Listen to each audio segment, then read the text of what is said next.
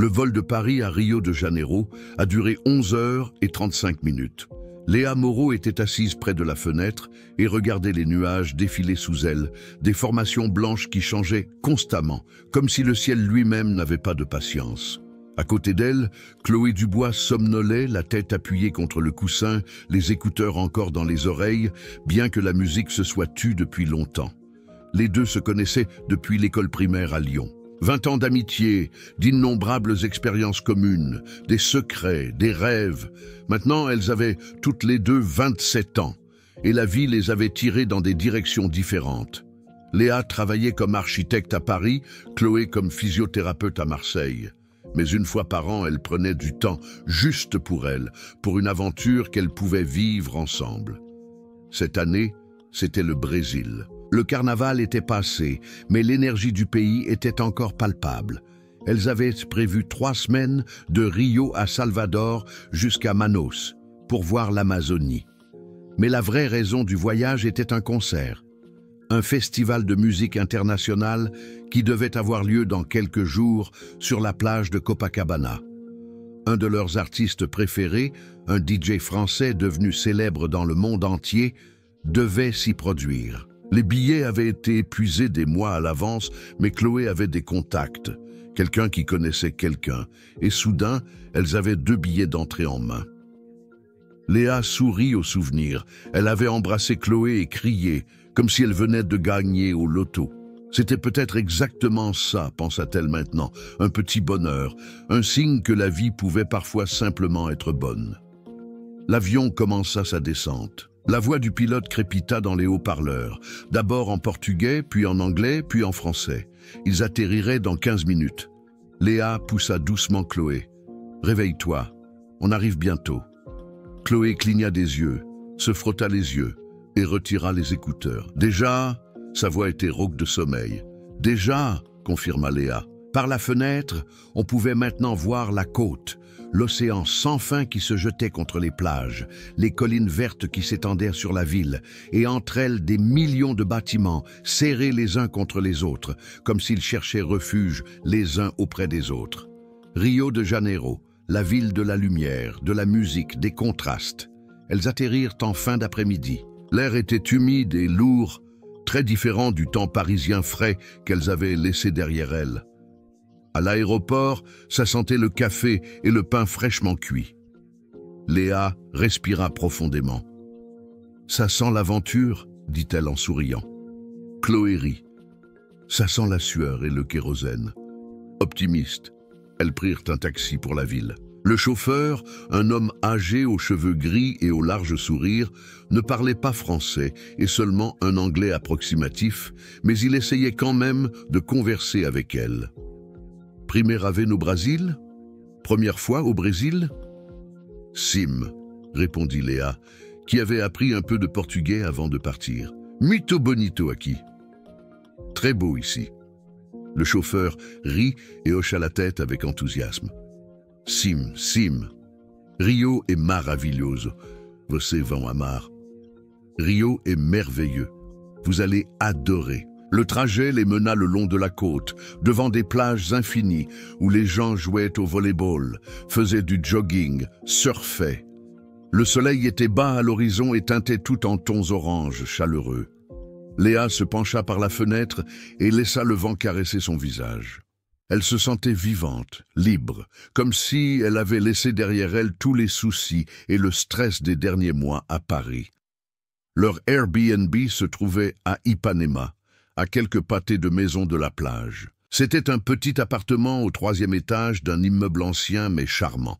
Le propriétaire, un jeune Brésilien nommé Carlos, les accueillit avec un large sourire et une boisson de bienvenue, une caipirinha, comme il l'expliqua, la boisson nationale.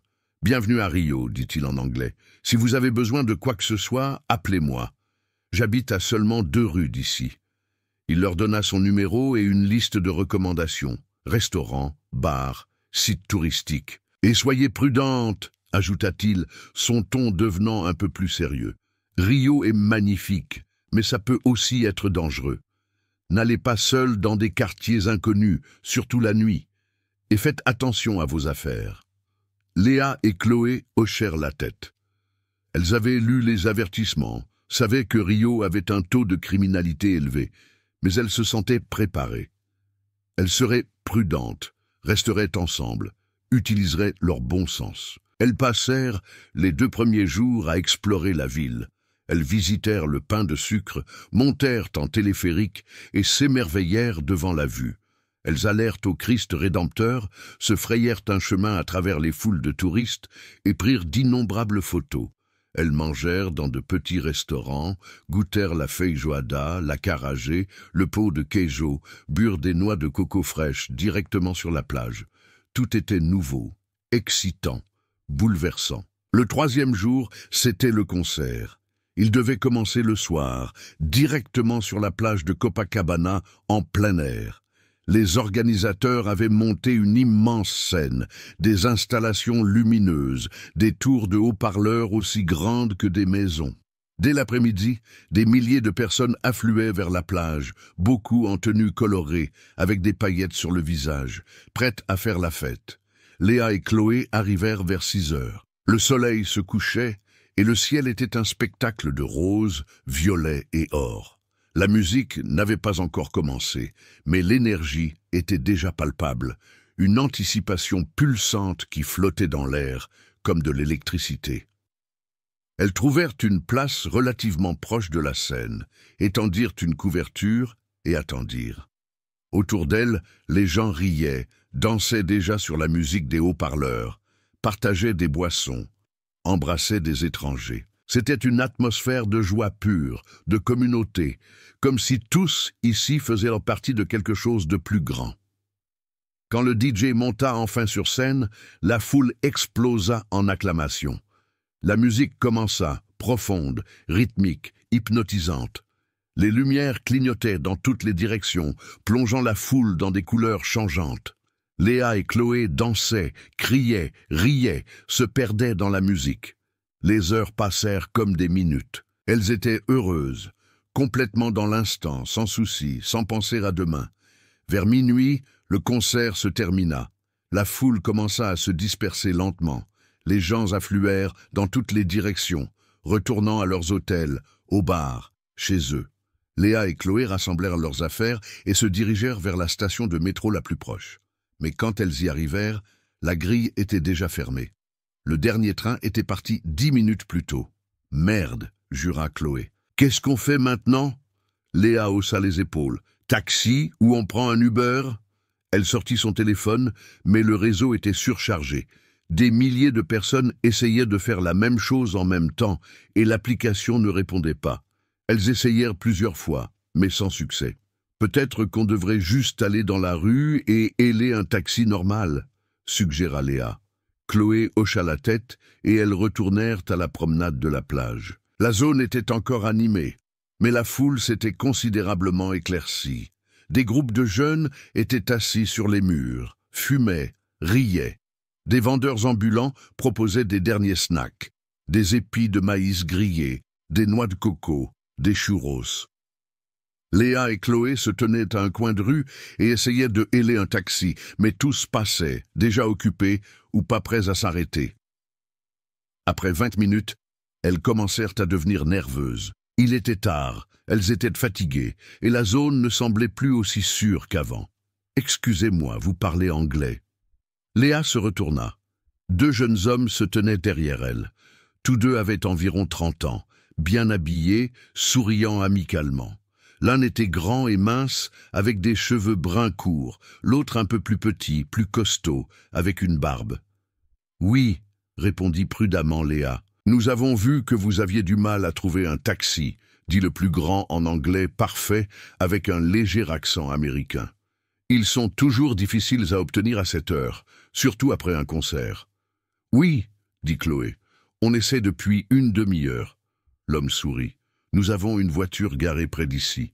On pourrait vous déposer si vous voulez. Où devez-vous aller ?» Léa hésita. Son premier instinct fut de refuser. Mais les 2 semblaient inoffensifs, polis, et elles étaient désespérées. « Ipanema » dit-elle finalement. « Nous aussi » dit l'homme. « Pas de problème.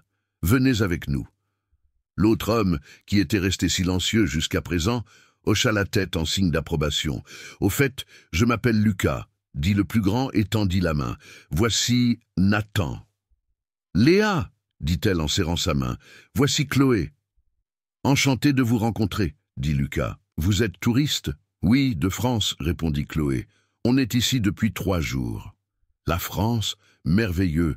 J'adore Paris.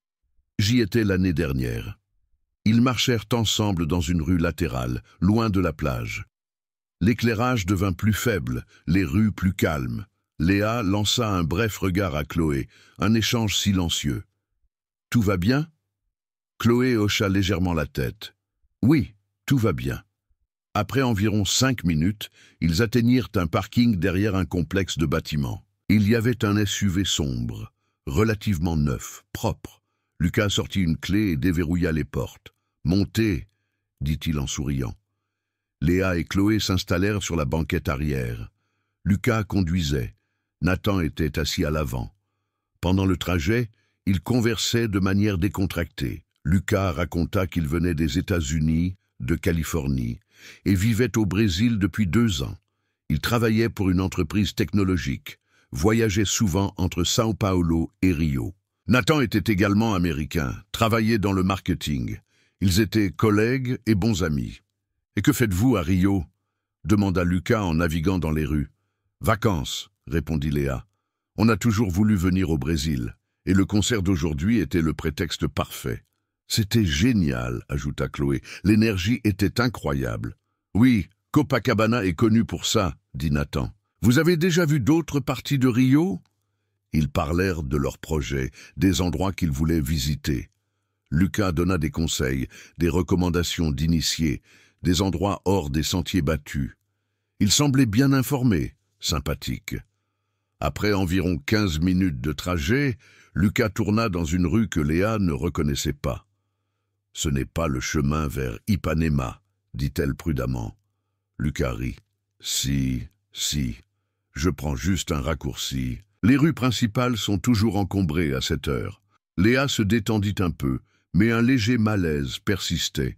Elle regarda par la fenêtre, essaya de s'orienter, mais les rues se ressemblaient toutes, des blocs de maisons sombres, peu de lampadaires. « On arrive bientôt, » dit Lucas, mais au lieu de continuer, il tourna dans une ruelle étroite et s'arrêta. « Qu'est-ce qui se passe ?»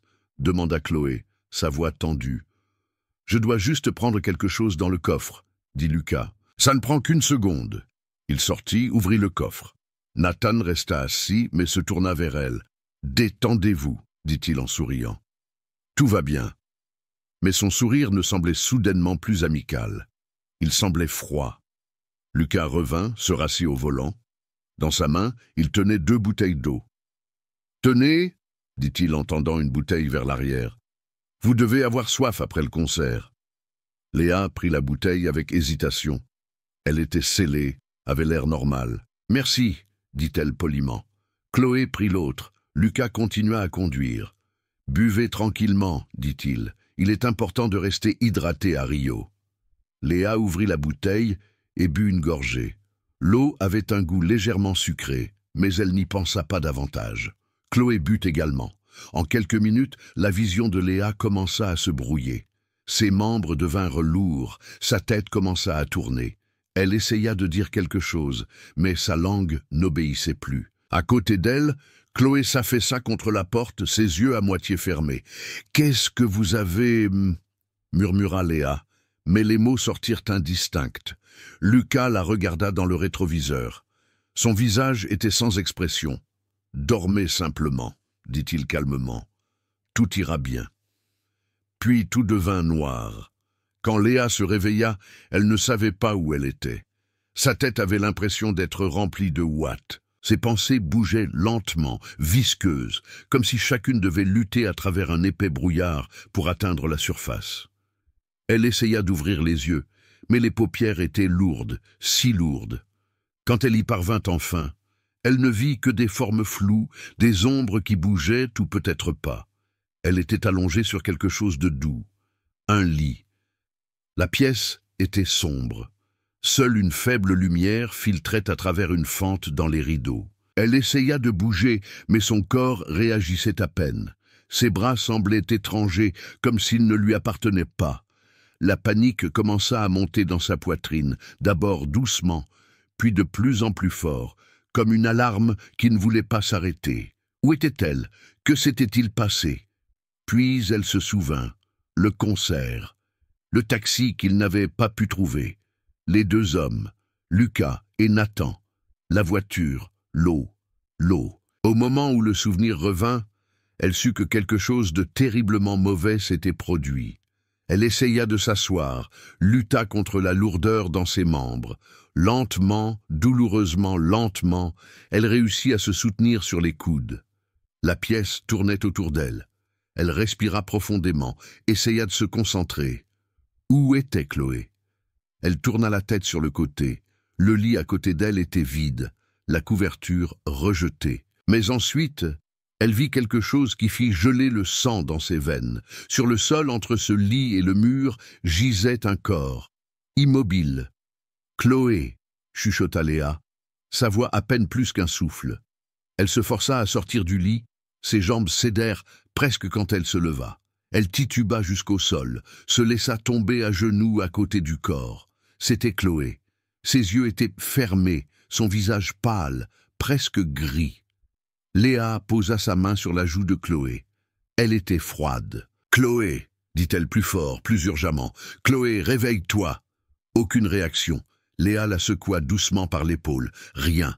Elle posa son oreille sur la poitrine de Chloé, écouta un battement de cœur. Il y avait quelque chose, faible, mais là. Elle respirait encore. Le soulagement inonda Léa, mais seulement pour un instant. Puis elle remarqua les ecchymoses sur les bras de Chloé, les vêtements déchirés, la façon dont son corps gisait, tordu, comme si elle avait simplement été laissée tomber. La porte de la chambre s'ouvrit. Léa se retourna brusquement. Lucas se tenait dans l'encadrement de la porte, seulement en jean, son torse nu. Il s'appuya contre le cadre, les bras croisés, et la regarda avec une expression qui ne montrait ni surprise ni inquiétude. Seulement une froide indifférence. « Tu es réveillé, » dit-il, comme s'il parlait de la météo. « Plus tôt que prévu. » Léa le fixa, son esprit essayant de comprendre ce qui se passait ici. « Qu'est-ce que vous nous avez fait ?» chuchota-t-elle. Sa voix tremblait. Lucas haussa les épaules. « Rien que vous n'auriez pas voulu aussi si vous aviez été consciente. » Il sourit, un sourire froid et cruel. Léa sentit la nausée monter en elle. Elle regarda Chloé, puis de nouveau Lucas. « Elle a besoin d'un médecin, » dit-elle, essayant de faire paraître sa voix ferme. Elle respire à peine. « Elle s'en remettra, » dit Lucas avec indifférence. La dose était peut-être un peu trop élevée, mais elle est robuste. Elle survivra. Il entra dans la pièce, ferma la porte derrière lui. Le son de la serrure qui s'enclenchait fit tressaillir Léa. Elle était piégée. Elle le savait maintenant. Elles étaient en danger mortel, et personne ne savait où elles étaient. Lucas s'approcha. Léa recula jusqu'à ce que son dos heurte le mur. « Reste loin de moi, » dit-elle, sa voix maintenant plus ferme, portée par une vague de peur et de colère. Lucas rit doucement. « Ou quoi? Tu peux à peine tenir debout. » Il avait raison. Ses jambes tremblaient, sa tête tournait encore, mais elle ne se rendrait pas sans combattre. Elle n'accepterait pas simplement ce qu'il avait l'intention de faire. Ses yeux balayèrent la pièce, cherchant n'importe quoi qu'elle pourrait utiliser comme arme. Sur la table de nuit se trouvait une lampe, petite, mais assez lourde. Lucas suivit son regard et rit à nouveau. « N'essaie pas, » dit-il, « ça ne fera qu'empirer les choses. » Mais Léa n'écoutait pas. Avec un mouvement soudain qui la surprit elle-même, elle se jeta sur le côté, saisit la lampe et l'arracha de la table. Le câble se tendit, puis céda. Elle tint fermement la lampe, la balança en direction de Lucas. Il esquiva facilement, plus rapidement qu'elle ne l'avait prévu. Puis il fut près d'elle, sa main autour de son poignet, serra jusqu'à ce qu'elle doive lâcher la lampe. Elle cria, essaya de se libérer, donna des coups de pied, griffa son visage avec ses ongles. Il jura, la lâcha brièvement, et elle saisit l'occasion. Elle courut vers la porte, essaya d'ouvrir la serrure, mais ses doigts étaient engourdis, incontrôlables. Lucas fut plus rapide. Il l'attrapa par derrière, ses bras autour de sa taille, la tira loin de la porte. Elle continua à se battre, frappa autour d'elle, cria aussi fort qu'elle le pouvait. « Ferme-la » siffla-t-il, et la jeta sur le lit. Elle rebondit contre le matelas, essaya de se redresser, mais il était déjà sur elle, son poids la pressant vers le bas. Sa main se posa sur sa bouche, étouffant ses cris. « J'ai dit, ferme-la » répéta-t-il, son visage à seulement quelques centimètres du sien. Ses yeux étaient froids, vides. C'était comme regarder dans un abîme. Léa continua à se battre, mais c'était sans espoir. La drogue dans son système la rendait faible. Ses mouvements étaient lents, non coordonnés. Lucas était plus fort, et il le savait. Il en profitait même, elle le voyait dans son visage. La porte s'ouvrit à nouveau. Nathan entra, tenant quelque chose dans la main. Une serviette. « Tu as besoin d'aide » demanda-t-il comme s'il parlait d'une tâche quotidienne. « Non » dit Lucas, toujours penché sur Léa. « Mais tiens ça près, au cas où elle ne s'arrête pas. » Nathan hocha la tête et s'appuya contre le mur, la serviette lâchement dans les mains. Léa le regarda, essaya de trouver quelque chose dans ses yeux. De l'humanité, une conscience, n'importe quoi. Mais il n'y avait rien. Il était aussi froid que Lucas. Ils étaient une équipe, et ils avaient tout planifié. La réalisation la frappa comme un coup. Ce n'était pas un accident. Les deux avaient cherché des victimes, des femmes qui étaient seules, vulnérables. Et elle et Chloé étaient tombées directement dans le piège. Léa cessa de se battre. Non pas parce qu'elle abandonnait, mais parce qu'elle devait économiser ses forces. Elle devait réfléchir, trouver un moyen de sortir d'ici. Lucas remarqua son silence soudain et sourit. « Bien, dit-il. Tu vois, c'est beaucoup plus facile quand tu ne te bats pas. » Il retira sa main de sa bouche. Léa respirait fort, son cœur martelait contre ses côtes. « Qu'est-ce que vous voulez de nous » demanda-t-elle, sa voix rauque. Lucas rit. « Qu'est-ce que tu crois » Il se leva, la libéra, mais resta assez près pour la surveiller. Léa s'assit lentement, ses yeux allèrent vers Chloé, qui gisait toujours immobile sur le sol.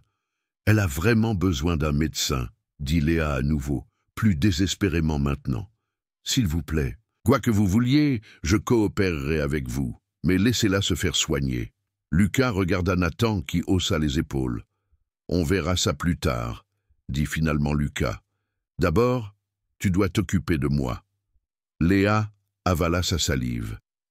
Elle réalisa ce qu'il voulait dire, et tout en elle criait de fuir, de se battre, de faire quelque chose. Mais elle était piégée, faible, et Chloé était inconsciente. Elle n'avait pas le choix. Aussi, au moment où Lucas se tournait vers elle, elle prit une décision. Elle n'abandonnerait pas simplement, elle trouverait un moyen, quel qu'en soit le prix. Léa essaya de gagner du temps. Chaque seconde comptait, chaque moment où elle était encore consciente, où elle pouvait encore penser. « Je dois aller aux toilettes », dit-elle soudainement, sa voix plus ferme qu'elle ne se sentait. Lucas fronça les sourcils, méfiant. « Non, je dois vraiment », insista-t-elle. « Sinon, il va y avoir un accident ici, et vous ne voulez certainement pas ça. » Nathan rit du mur. « Laisse-la aller, la salle de bain n'a pas de fenêtre, elle ne peut pas s'échapper. » Lucas réfléchit un moment, puis hocha la tête à contre-cœur. « D'accord, mais la porte reste ouverte, et si tu prends plus de 2 minutes, je rentre. » Léa se leva, ses jambes tremblaient encore, mais elle se força à marcher droit. La salle de bain était petite, carrelée, avec un miroir étroit au-dessus du lavabo. Elle ne ferma pas complètement la porte, laissa une fente ouverte pour que Lucas puisse voir qu'elle n'essayait rien. Mais ses yeux balayèrent fébrilement la pièce. Il devait y avoir quelque chose, n'importe quoi, qu'elle pourrait utiliser. Sous le lavabo se trouvait une bouteille de produit nettoyant, trop léger, trop inefficace. Sur le rebord de la baignoire se trouvait un rasoir, mais il était en plastique, inutile. Puis, elle le vit. Derrière les toilettes, à moitié cachée, se trouvait une barre métallique lourde, probablement une partie d'une vieille barre de douche que quelqu'un avait oubliée là. Elle mesurait environ 30 cm de long, lourde, solide. Léa se pencha lentement, fit semblant de lasser ses chaussures. Ses doigts se refermèrent sur la barre métallique. Le poids froid dans sa main lui donna une minuscule étincelle d'espoir. Elle se redressa, cacha la barre sous son t-shirt, la pressa contre son dos, où elle n'était pas visible de face. Puis, elle tira la chasse d'eau, fit couler l'eau, essaya d'avoir l'air aussi normal que possible. Quand elle sortit de la salle de bain, Lucas se tenait directement devant la porte. « Satisfaite ?» demanda-t-elle, essayant d'adopter un ton indifférent. Il l'examina avec méfiance, mais ne sembla rien remarquer. « Retourne sur le lit !» ordonna-t-il. Léa marcha lentement, chaque pas calculé. La barre métallique pressait contre sa colonne vertébrale, mais elle la tenait fermement. Elle devait attendre le bon moment, ne pas frapper trop tôt, sinon elle n'aurait qu'une seule chance, et elle devait compter. Elle s'assit sur le bord du lit. Lucas s'approcha, ses intentions claires dans ses yeux.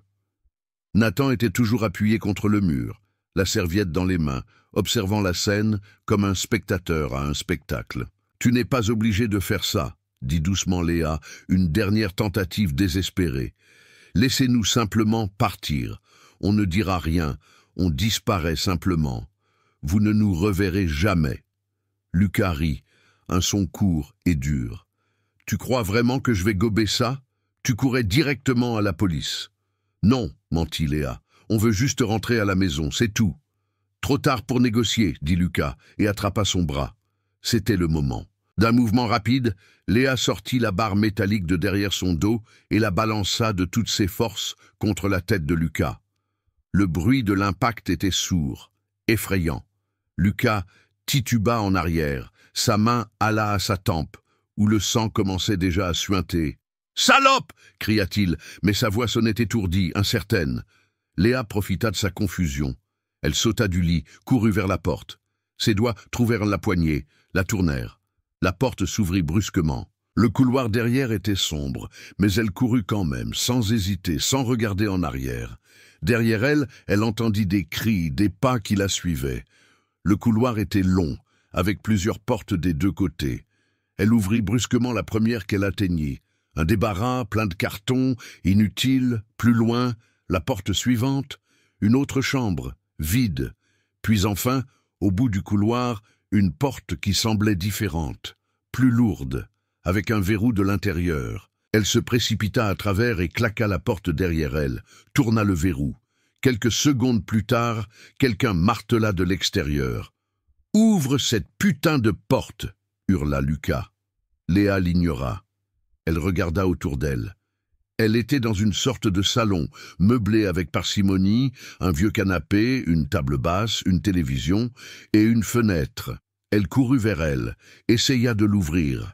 Elle était verrouillée, sécurisée par un verrou. Ses doigts tâtonnèrent dessus. Finalement, il céda. Elle poussa la fenêtre. Dehors, c'était l'obscurité, mais elle pouvait voir des lumières au loin, d'autres bâtiments. Elle était au premier étage. La distance au sol était peut-être de 3 mètres. Faisable. Le martèlement à la porte devint plus fort, plus agressif. Elle entendit le bois se fendre. Elle n'avait plus de temps. Léa grimpa sur le rebord de la fenêtre, balança ses jambes par-dessus le bord. Pendant un moment, elle hésita, fixant les profondeurs. Puis elle sauta. L'impact fut dur. Elle atterrit sur une étroite bande d'herbe, se roula sur elle-même, sentit une douleur lancinante dans sa cheville. Mais elle était dehors, elle était libre.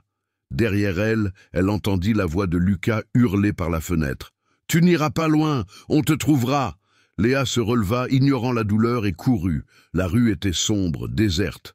Pas de gens, pas de voitures. Elle ne savait pas où elle était, mais ça n'avait pas d'importance. Elle devait juste partir, aussi loin que possible. Après environ 100 mètres, elle vit une faible lumière, un petit bar encore ouvert. Elle trébucha à l'intérieur, ses vêtements déchirés, son visage couvert de larmes. Un homme âgé derrière le comptoir la regarda avec horreur. « Ajuda !» allaita-t-elle en portugais, l'un des rares mots qu'elle connaissait. « Aide. Por favor, ajuda !» L'homme fit immédiatement le tour du comptoir, la conduisit à une chaise. « O que aconteceu ? Que s'est-il passé ?» Léa essaya d'expliquer, mais les mots sortaient en désordre, à moitié en français, à moitié en anglais. L'homme ne comprenait pas tout, mais il comprenait assez. Il attrapa un téléphone derrière le comptoir et composa un numéro. « Policia », dit-il fermement. « Police ». Léa était assise tremblante sur la chaise. Ses pensées s'emballaient. Elle s'était échappée, mais Chloé était encore là-bas. Chloé était encore avec eux, inconsciente, impuissante. La police devait agir rapidement, chaque minute comptait. Le propriétaire du bar lui tendit un verre d'eau, posa une couverture sur ses épaules. Il lui parla de manière apaisante, même si elle ne comprenait pas les mots. Le ton suffisait. En 10 minutes, la police arriva. 2 agents en uniforme, un homme et une femme. Ils entrèrent rapidement, regardèrent Léa et commencèrent immédiatement à poser des questions. L'agent féminin parlait un peu anglais. « Que s'est-il passé? Qui vous a fait ça ?» Léa raconta tout, aussi vite qu'elle le pouvait.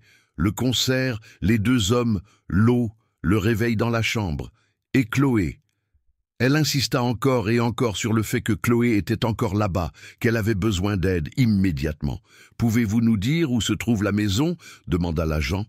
Léa secoua la tête désespérément. « Je ne sais pas exactement. Il faisait sombre, mais je peux essayer de retracer le chemin.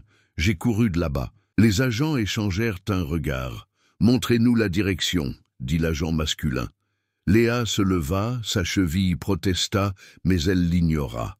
Elle conduisit les policiers hors du bar, indiqua la direction d'où elle était venue. Ensemble, ils marchèrent dans la rue, Léa essayant de se souvenir de chaque tournant, de chaque point de repère.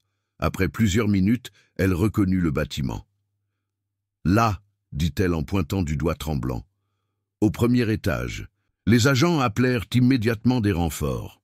D'autres véhicules de police arrivèrent en quelques minutes. Les lumières clignotaient en bleu et rouge dans la nuit. Ils encerclèrent le bâtiment et une équipe entra, armes tirées, prête à tout. Léa resta dehors, flanquée de l'agent, observant anxieusement la porte d'entrée. Les minutes passèrent comme des heures. Puis, ils sortirent. 2 policiers portaient Chloé, toujours inconsciente, sur une civière. Une ambulance était déjà là. Les ambulanciers prirent immédiatement le relais. Léa essaya de courir vers elle, mais l'agent la retint. Il s'occupe d'elle. Laissez-les travailler. Puis Lucas et Nathan sortirent, menottés, escortés par plusieurs agents. La tête de Lucas saignait encore. Son visage était déformé par la colère.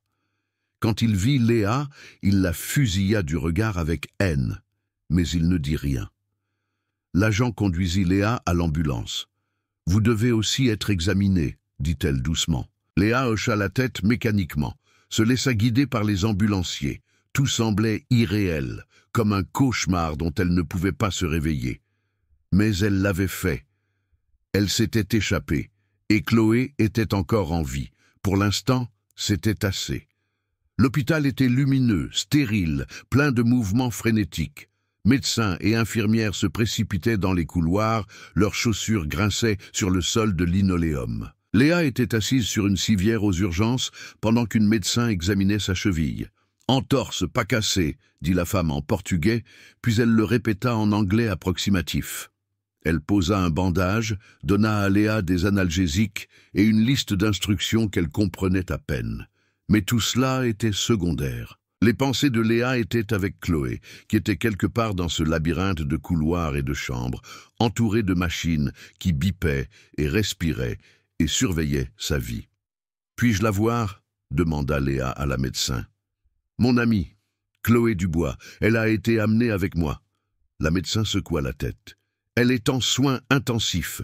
Seule la famille peut lui rendre visite. Je suis tout ce qu'elle a ici, » dit Léa, sa voix se brisa. « S'il vous plaît. » La médecin la regarda un long moment, puis soupira. « Je vais demander à quelqu'un. Attendez ici. » Elle disparut par une porte, et Léa resta en arrière, seule avec le bourdonnement des lampes fluorescentes et le bruit lointain des ambulances qui amenaient de nouveaux patients. Une demi-heure plus tard, une infirmière vint et conduisit Léa à travers plusieurs couloirs vers une zone séparée. Derrière une porte vitrée se trouvait Chloé, connectée à plusieurs moniteurs. Un tube menait à sa bouche, l'aidant à respirer. Son visage était pâle, presque translucide, dans la lumière dure des lampes médicales. Léa s'approcha. Sa main tremblait quand elle la posa sur le bras de Chloé. La peau était fraîche, mais pas froide. Elle vivait. « Qu'est-ce qu'elle a ?» demanda Léa à l'infirmière. La femme, jeune et aux yeux fatigués, consulta un presse-papier. Surdose de drogue, rohypnol, combiné avec d'autres substances. Son corps se bat encore. Les prochaines 24 heures sont critiques. Va-t-elle s'en sortir ? L'infirmière hésita. Nous faisons tout notre possible. Ce n'était pas une réponse, mais c'était tout ce que Léa obtiendrait. Elle resta avec Chloé, tenant sa main, lui chuchotant que tout irait bien, qu'elle devait être forte, qu'elle ne devait pas abandonner. Elle ne savait pas si Chloé pouvait l'entendre, mais elle parlait quand même, parce que le silence était insupportable. Les heures passèrent. À un moment, un détective de police arriva, un homme dans la quarantaine avec des cheveux gris et un visage sérieux. Il se présenta comme détective Renaud, un officier de liaison français qui travaillait avec la police brésilienne. « Je dois vous parler de ce qui s'est passé », dit-il en français. Et Léa fut si soulagée d'entendre sa langue maternelle qu'elle faillit pleurer. Ils allèrent dans une petite salle d'interrogatoire, et Léa raconta tout encore une fois, cette fois avec plus de détails. Le concert, le taxi manqué, l'offre des deux hommes, l'eau, le réveil, le combat, la fuite. Détective Renaud prit des notes, posa des questions précises, lui demanda de se souvenir de chaque détail. Les deux hommes, Lucas et Nathan, ils sont maintenant en garde à vue, dit-il. Nous avons fouillé la maison et trouvé plusieurs preuves, des téléphones, des ordinateurs portables, des caméras. Il semble qu'ils aient tout enregistré. Léa sentit son estomac se retourner. Enregistré ? Oui, nous analysons actuellement les fichiers. Il est possible que vous et votre ami ne soyez pas leur première victime. Les mots frappèrent Léa comme un coup. Elle pensa à toutes les autres femmes qui avaient peut-être vécu la même chose. Peut-être ne s'était pas échappé, peut-être personne n'en avait jamais parlé. « Combien ?» chuchota-t-elle. « Nous ne le savons pas encore, » dit Renaud. « Mais les enregistrements remontent à plusieurs mois, au moins une douzaine de femmes différentes. » Léa ferma les yeux, essaya de repousser les images qui apparaissaient dans sa tête. « Nous avons également contacté l'ambassade de France, poursuivit Renaud. Ils vont informer vos familles, et nous organisons que quelqu'un de l'aide aux victimes vous parle. » Léa hocha la tête mécaniquement. Elle n'avait même pas encore pensé à sa famille, à ses parents à Lyon, qui n'avaient aucune idée de ce qui s'était passé. Que leur dirait-elle? Comment pourrait-elle expliquer cela? « Qu'est-ce qui va arriver maintenant à Lucas et Nathan ?» demanda-t-elle. « Ils seront inculpés. Enlèvement, abus sexuels, tentative de meurtre si votre ami ne survit pas ?» Il fit une pause. « Mais le système judiciaire brésilien est lent. Cela peut prendre des mois avant que le procès commence. » Léa passa la nuit à l'hôpital, dans un fauteuil inconfortable à côté du lit de Chloé. Elle ne pouvait pas dormir. Chaque fois qu'elle fermait les yeux, elle voyait le visage de Lucas, entendait sa voix, sentait ses mains. Au lieu de cela, elle observait les moniteurs qui suivaient les battements de cœur et la respiration de Chloé, s'accrochant à chaque bip comme preuve que son ami se battait encore. Le lendemain matin, la famille de Chloé arriva. Son père Gabriel, sa mère Camille, tous deux complètement bouleversés, incapables de comprendre ce qui s'était passé. Léa les rencontra dans la salle d'attente et Camille éclata immédiatement en sanglots, serra Léa si fort qu'elle pouvait à peine respirer. « Que s'est-il passé ?» demanda Gabriel, sa voix rauque. « Comment cela a-t-il pu arriver ?» Léa le raconta encore une fois, chaque mot une torture.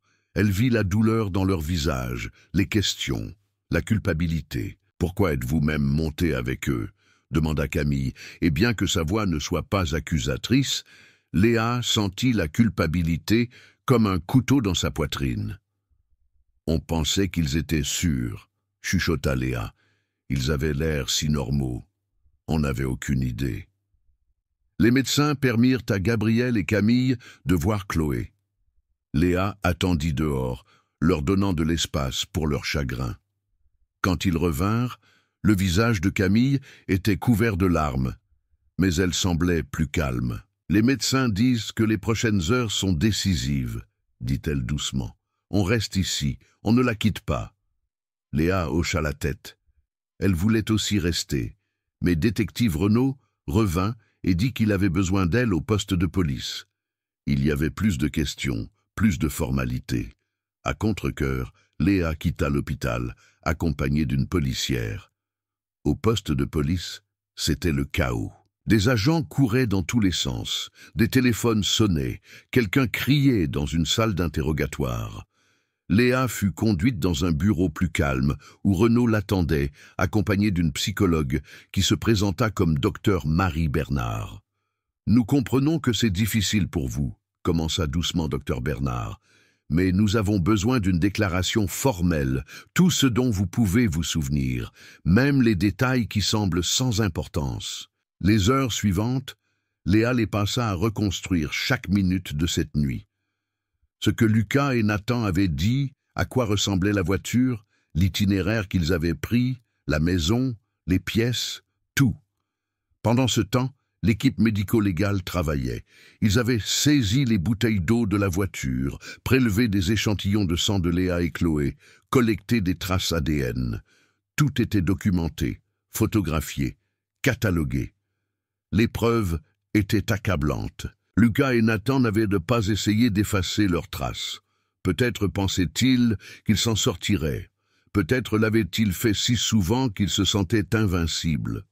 Détective Renaud montra à Léa certains des fichiers qu'ils avaient trouvés sur l'ordinateur portable de Lucas. « Nous avons identifié ces femmes, » dit-il en montrant une liste de noms et de photos. « La plupart sont des touristes comme vous.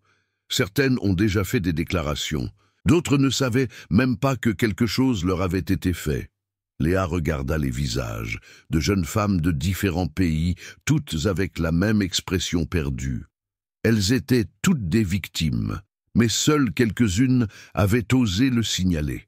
La honte, la peur, le doute les avaient réduites au silence. « Avec votre témoignage et les autres preuves, nous avons une accusation solide, » dit Renaud.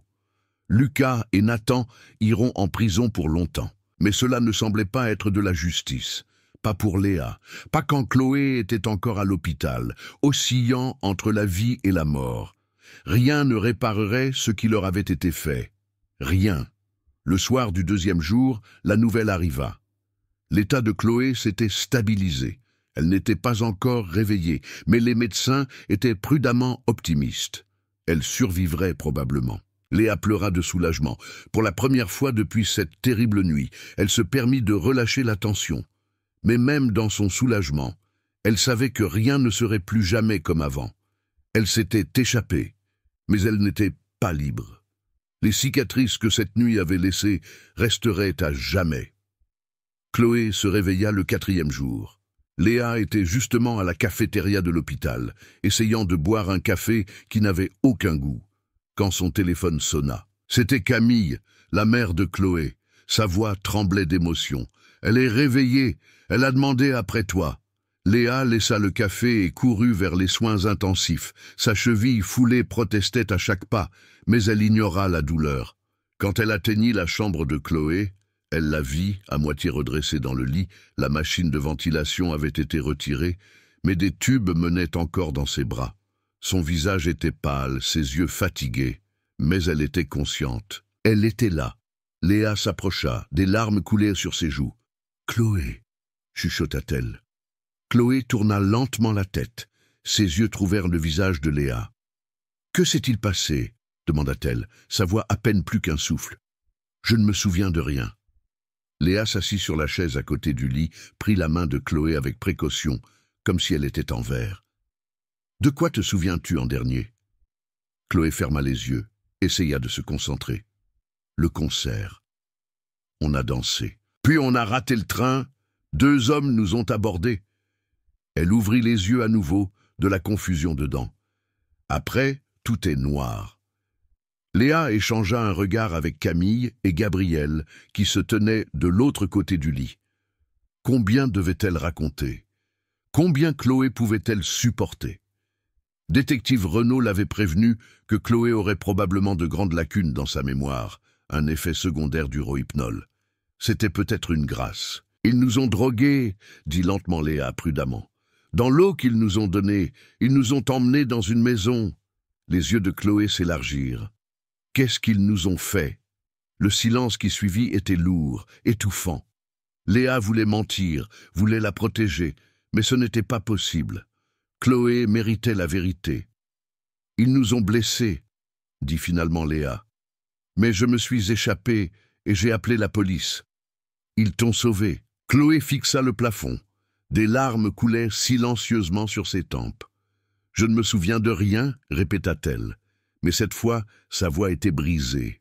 « Je ne sais pas ce qu'ils m'ont fait. » Camille se pencha sur le lit, caressa doucement les cheveux de sa fille. « Tu es en sécurité maintenant, c'est tout ce qui compte. » Mais ce n'était pas tout à fait vrai, et tous dans la pièce le savaient. Chloé était en sécurité du danger immédiat, mais les blessures que cette nuit avait laissées étaient plus profondes que tout ce qui était visible.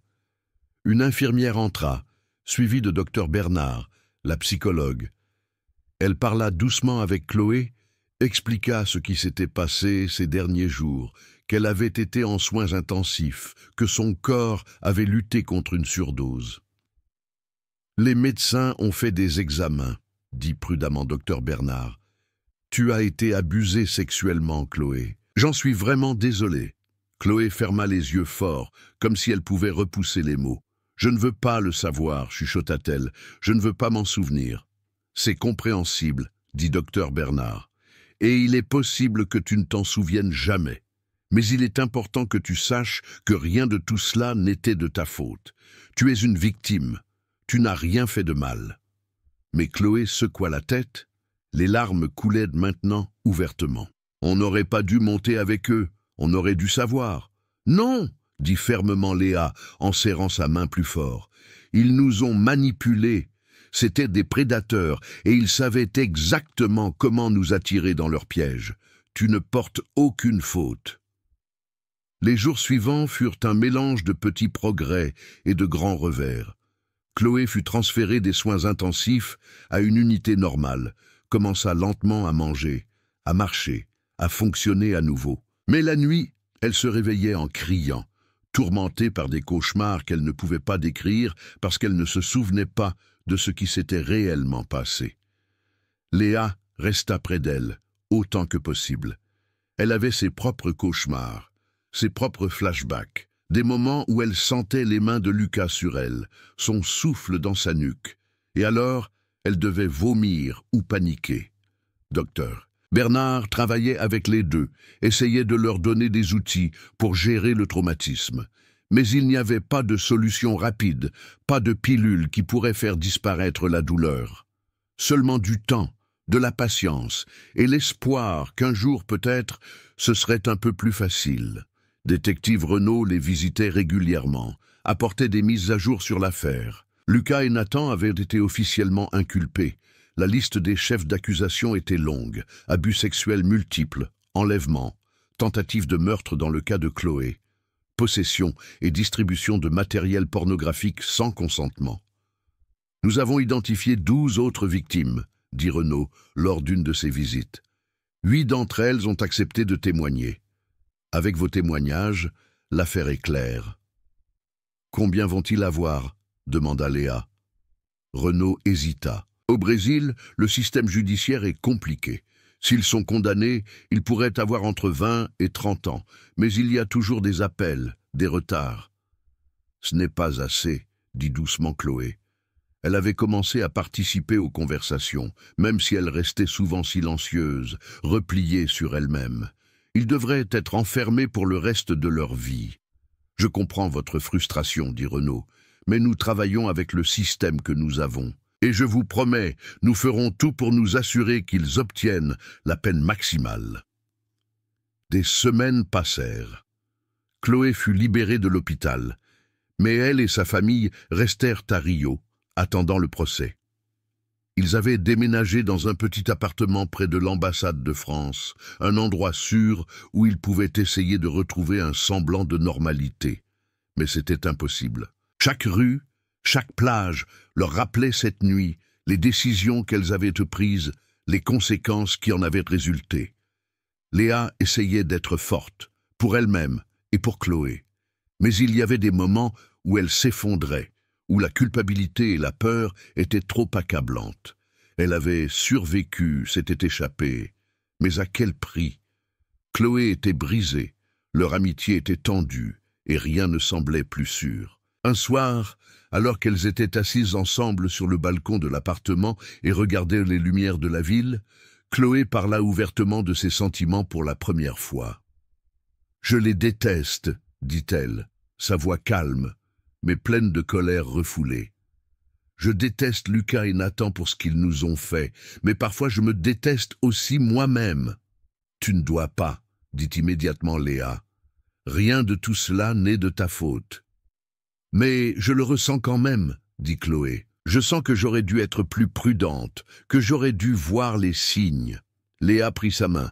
On s'est toutes les deux senties coupables, mais docteur Bernard a raison. Nous sommes des victimes et nous méritons de vivre sans culpabilité.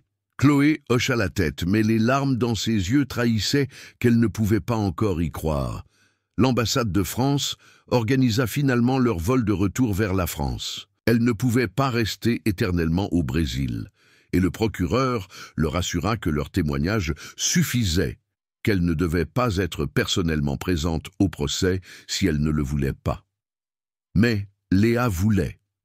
Elle voulait regarder Lucas et Nathan dans les yeux, voulait qu'ils sachent qu'ils n'avaient pas gagné, qu'elle avait survécu. Chloé était plus incertaine, mais finalement elle accepta. Elle reviendrait pour le procès, utiliserait leur voix, se battrait pour elle-même et pour toutes les autres femmes qui n'avaient pas de voix. Le jour de leur départ était étrangement irréel. Elles emballèrent leurs quelques possessions, dirent au revoir à détective Renaud, qui avait promis de les tenir informés de chaque étape de la procédure. À l'aéroport, elles s'embrassèrent fermement, Léa, Chloé, Gabriel et Camille, une famille forgée par la tragédie. « On reviendra, dit doucement Léa, plus pour elle-même que pour quiconque, et on gagnera. » Mais alors que l'avion décollait et que Rio devenait plus petit sous elle, Léa se demandait si gagner était même possible quand on avait déjà tant perdu. Le procès commença 6 mois plus tard, en automne, quand les températures à Rio étaient un peu plus douces.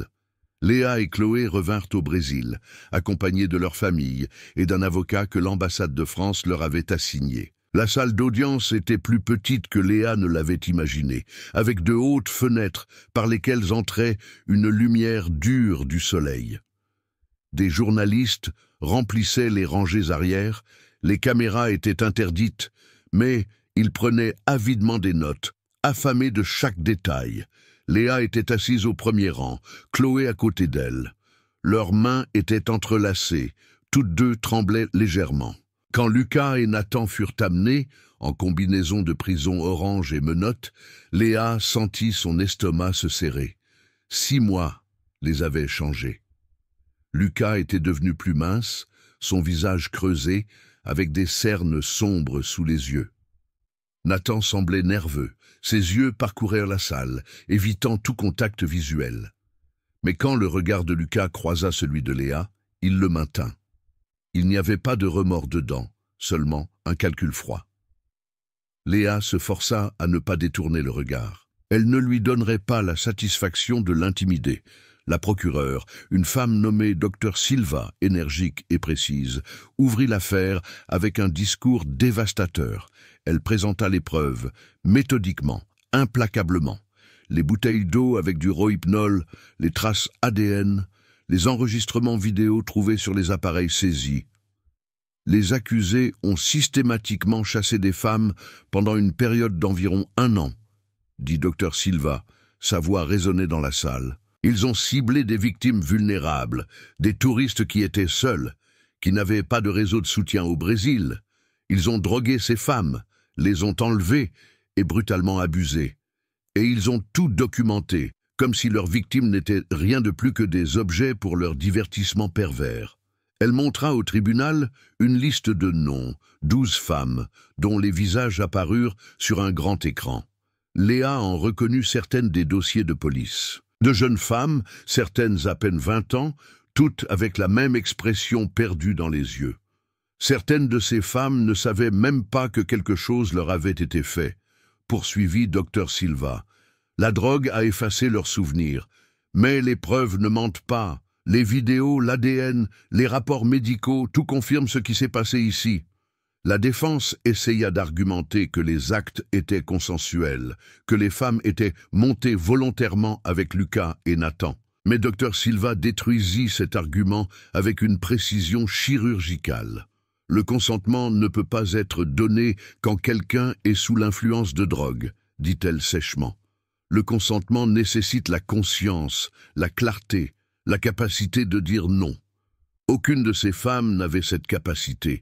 Elles étaient inconscientes, sans défense, incapables de réagir ou de se défendre.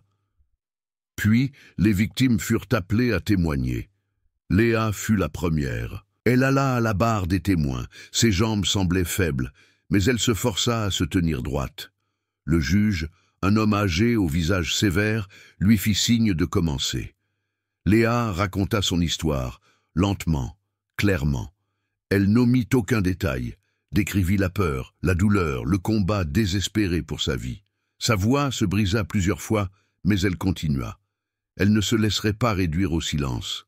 Quand elle eut fini, un silence régna dans la salle d'audience. Même les journalistes avaient cessé d'écrire, la fixaient simplement, affectés par l'honnêteté brute de ses mots. La défense essaya de la discréditer lors du contre-interrogatoire. « N'est-il pas vrai que vous êtes monté volontairement dans la voiture ?»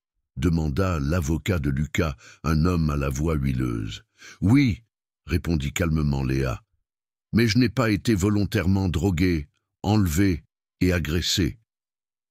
Vous avez accepté la bouteille d'eau. Je pensais que c'était de l'eau. Je n'avais aucune raison de supposer qu'elle était empoisonnée. » L'avocat essaya encore, mais Léa resta ferme. Elle s'était préparée pour ce moment, avait pratiqué avec Dr Bernard comment rester calme, comment ne pas se laisser provoquer. Après, elle vint Chloé. Elle était plus nerveuse, sa voix plus faible, mais elle raconta ce qu'elle pouvait, qu'elle ne se souvenait de rien, seulement du sentiment de se réveiller à l'hôpital, de la réalisation que quelque chose de terrible lui avait été fait. « Je ne peux pas me souvenir, dit-elle doucement, des larmes coulaient sur ses joues. Mais je vis chaque jour avec les conséquences. J'ai des cauchemars de choses dont je ne peux pas me souvenir. J'ai peur des hommes que je ne connais pas. Je ne peux pas monter dans une voiture sans paniquer. Ils m'ont pris ma vie, même si je respire encore. » Les autres victimes suivirent, chacune avec sa propre histoire, mais toutes terriblement similaires. Le même schéma, les mêmes tactiques, les mêmes mensonges. Lucas et Nathan avaient perfectionné un système, et ils n'avaient eu aucun scrupule à l'appliquer encore et encore. Le procès dura 2 semaines. La charge de preuve était écrasante, et même la défense semblait savoir qu'elle menait un combat perdu. Le dernier jour, Dr Silva fit son plaidoyer final. « Ces hommes ne sont pas des criminels ordinaires, dit-elle. Ils sont des prédateurs qui ont chassé consciemment et systématiquement. Ils n'ont montré aucun remords, n'ont admis aucune culpabilité. Ils sont un danger pour la société et ils méritent la peine maximale que la loi permet. » Le juge se retira pour délibérer. Les heures qui suivirent furent torturantes. Léa et Chloé étaient assises dans le couloir du tribunal, entourées de leur famille, attendant le verdict qui changerait leur vie à jamais. Quand elles furent finalement rappelées dans la salle d'audience, la tension était palpable. Le juge revint, s'assit, et la salle se tut. « Dans l'affaire État contre Lucas Fontaine et Nathan Laurent, commença-t-il, sa voix ferme et claire. Le tribunal trouve les accusés coupables de tous les chefs d'accusation, abus sexuels multiples, enlèvement, tentative de meurtre, fabrication et distribution de matériel pornographique sans consentement. » Un soupir de soulagement collectif parcourut la salle. Léa sentit la main de Chloé serrer la sienne plus fort. « La sentence, poursuivit le juge, et de 28 ans de prison sans possibilité de libération anticipée pour Lucas Fontaine. Pour Nathan Laurent, compte tenu de son rôle moindre, 25 ans. Léa ferma les yeux, 28 ans. Ce n'était pas la perpétuité, mais c'était quelque chose. C'était la justice, dans la mesure où le système pouvait l'offrir. Lucas ne montra aucune réaction, son visage resta sans expression. Mais Nathan s'effondra, sa tête tomba sur la table, ses épaules tremblaient. Que ce soit par remords ou apitoiement sur soi, Léa ne le savait pas, et ça lui était égal. Après le verdict, docteur, Silva donna une conférence de presse. Léa et Chloé se tenaient à côté d'elle, déterminées à montrer leur visage, à utiliser leur voix. « Nous espérons que ce verdict envoie un message », dit Léa devant les caméras.